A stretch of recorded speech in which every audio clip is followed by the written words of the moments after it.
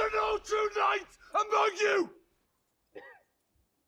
In the new show from HBO, The Knight of the Seven Kingdoms, our main character will be Sir Duncan, who will be introduced as a knight, someone who has been knighted by someone else. Now the thing is, for being a knight in Westeros, there is no ID for a knight, there is no central registry, so Duncan has no real proof that he is a knight. He has to prove it by his behavior, by his skills, and so on. Now let's explain what it means to be a knight. So, first of all, anyone can become a knight, no matter if you're a royal prince or if you are a homeless peasant who has no money and nothing.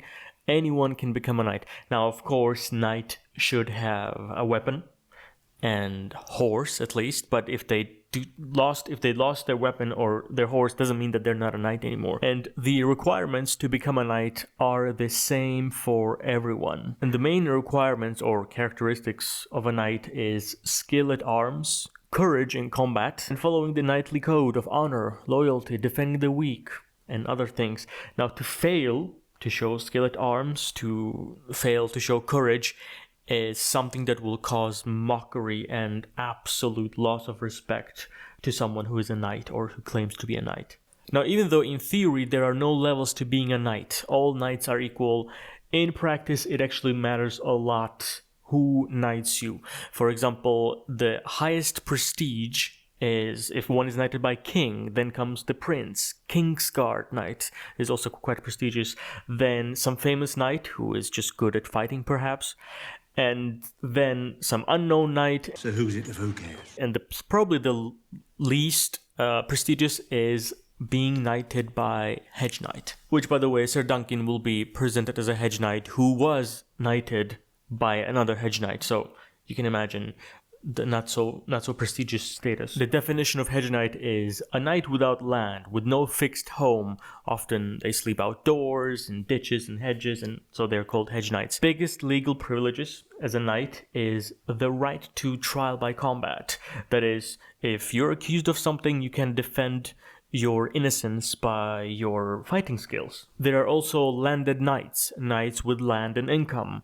They're not called lords, they're still addressed as sir, and they have peasants and who farm their land, basically serfs, and those knights protect the peasants, basically doing the same function as small lords, but they're not addressed as lords, and they do not have the legal right to judge someone, and especially they cannot sentence someone to execution. Also importantly, knighthood cannot be inherited. Just because your father was a knight, that will not make you a knight. You cannot inherit it. But the lordship can be inherited, and being a lord does not mean that one is brave or skilled by default as a knight who has a personal achievement. Being a knight is a personal achievement and has not much to do with your family. Sometimes there is form of demotion when a lord will become a landed knight as a punishment.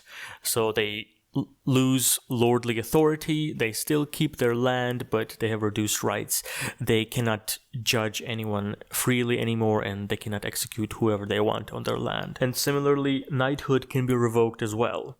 We have a very good example in Game of Thrones, when Eddard Stark will strip all titles and lands from Gregor Clegane because Gregor Clegane attacked peasants and he did something dishonorable. In other cases, if someone is not stripped of knighthood, they can be called false knights.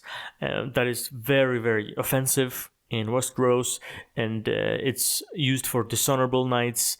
It's extremely humiliating and questioning their legitimacy, and damages reputation permanently. Being a peasant is better than being a false knight, pretty much. When it comes to knights in war, when they're captured as prisoners, there's a practice of ransoming knights. Now, it's not guaranteed, but it's a common practice. Usually, captured knights are not executed. Families pay to get them back. Now, this is, of course, a very good reason to be extra brave as a knight and charge and be the first one through the lines and so on, because you know that most likely you will survive and you'll be ransomed for a bunch of money. So that's easier to be brave as a knight, especially if you're fighting against other knights who also have this knightly code of not executing. We could compare being a knight to having a black belt in a combat sport. Now imagine someone who claims to be a black belt and they cannot even do 3 push-ups.